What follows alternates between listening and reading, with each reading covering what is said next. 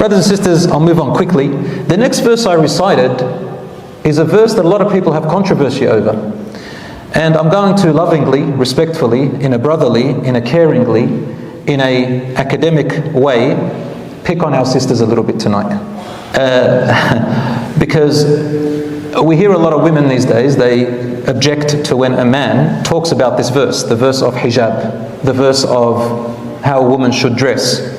And I would like to say, we Muslims, both men and women, when it comes to knowledge, when it comes to the Quran, when it comes to understanding Islam, it doesn't matter who says it. Whether it's me as a man talking about women's issues, or a woman talking about men's issues. Whether it's a psychologist woman who, talks to men about psychology and gives a class, men respect it. Whether it's a woman talking about genetics, or a man talking about menopause. So long as they're experts in the area, it's knowledge. It doesn't matter what your gender is. Knowledge has no discrimination. Knowledge is not sexist. So, whatever I say to you, brothers and sisters, we as Muslims understand, I am not giving you my opinion. We are learning together what Allah has taught us. I happen to have studied this and been trained. Alhamdulillah, I did Sharia and I had teachers. And I know in this area, alhamdulillah, the Arabic language, some of you will know. But I happen to be sitting here in the seat and Allah has blessed me to share with you this knowledge. So don't take it personal. I didn't have to give this introduction, but in this day and age you do. So brothers and sisters, let's learn about the boundaries in the Quran. We already said that Allah subhanahu wa ta'ala said to the men to hold back their gaze, not to cast their look.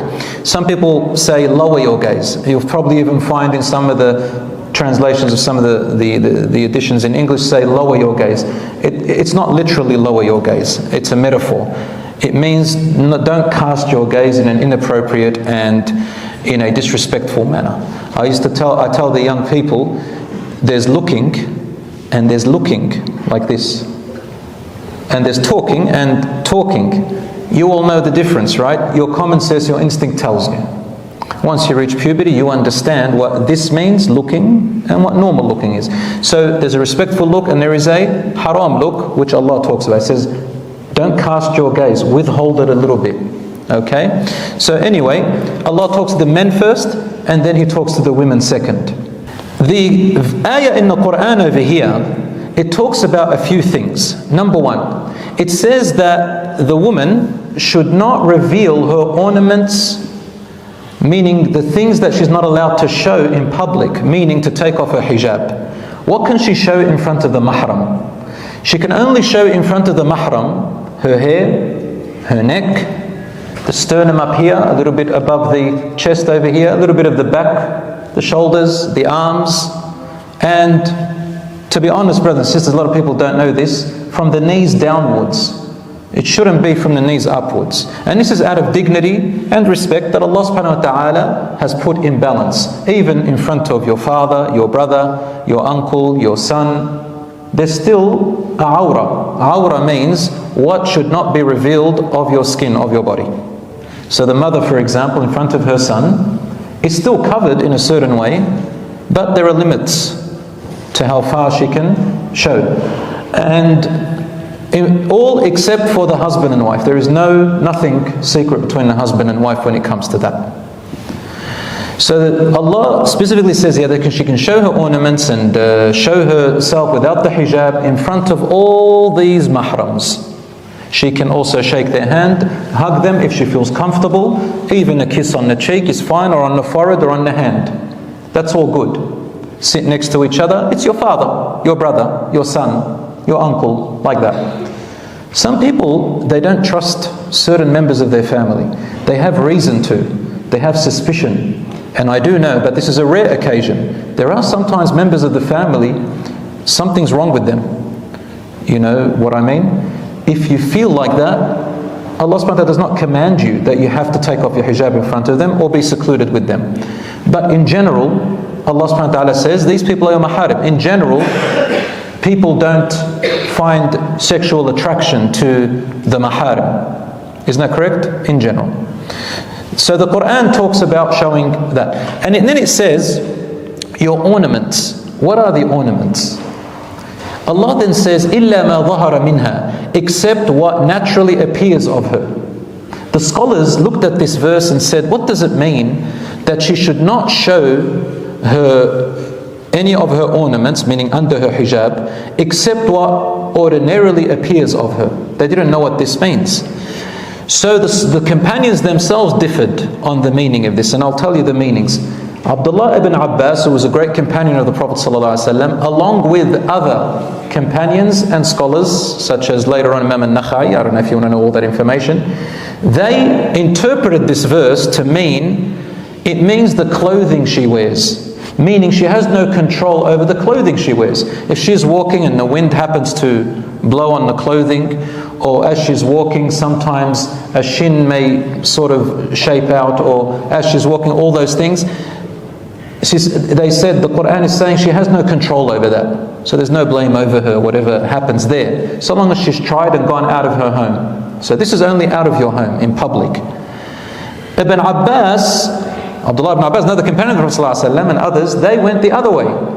They said, Allah does not hold her accountable for things she has no control over in her clothing, so long as she's tried to cover herself well before going out.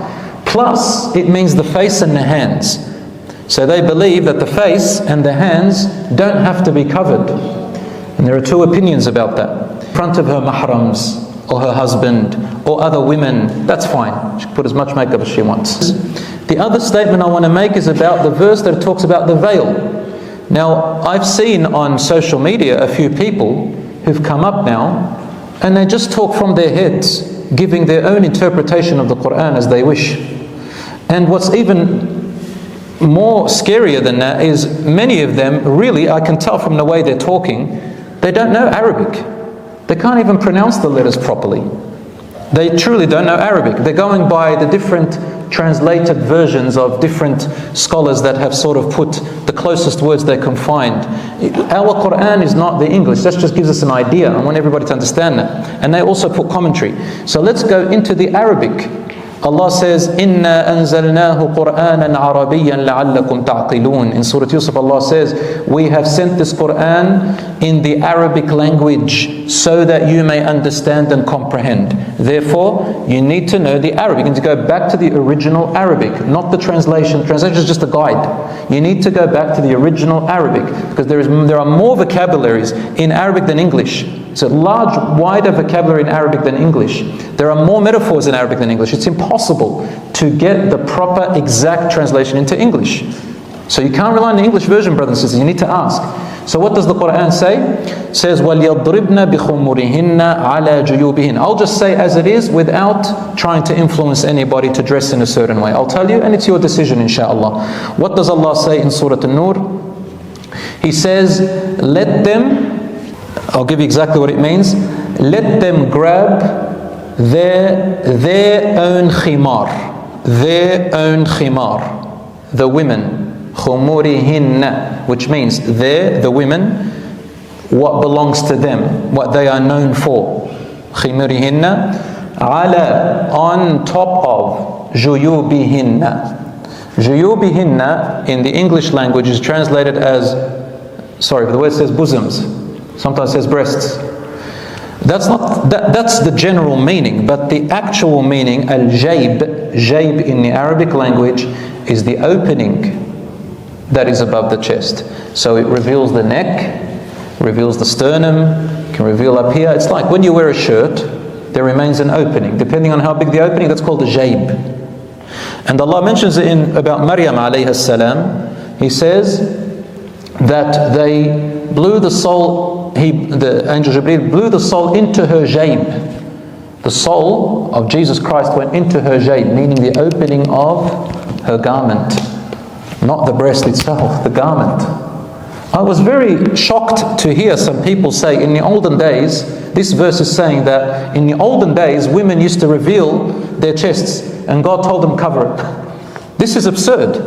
This is a historical fallacy. Allah did not send the verse down, tell them cover your chest. In the Arab world they didn't do that, nor in the Roman world, nor in the Persian world, nor in the Asian world. Nobody, unless they were, some remote places of the world that were an exception. Listen to this. Throughout history, the headscarf has been a characteristic of culture defining women and men. Men used to always also wear the khimar. This is a khimar, brothers and sisters. This is what a khimar in the Arabic language is similar to this one. So it's a veil. Now this is a man's khimar. This is what men wear. Have you seen them in Saudi, how they wear it in the Emirates? Dubai, this one. Have you seen the men wear it? We see them everywhere. This, my dear brothers and sisters, it's called different names, ghutra or whatever, but in the Arabic original language, khimar. Now if I just say khimar, it means any piece of veil.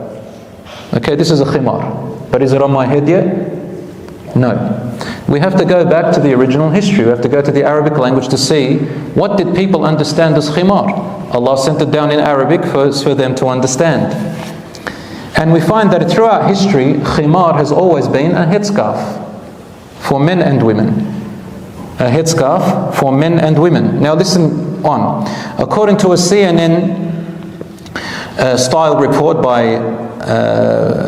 Amber Nicole Anston, January 2021, she says earliest documentation of the headscarf goes back to Mesopotamian society, which is about 6,000 to 8,000 years ago. You can watch the History Channel, the Britannica, and the Metropolitan Museum of Arts.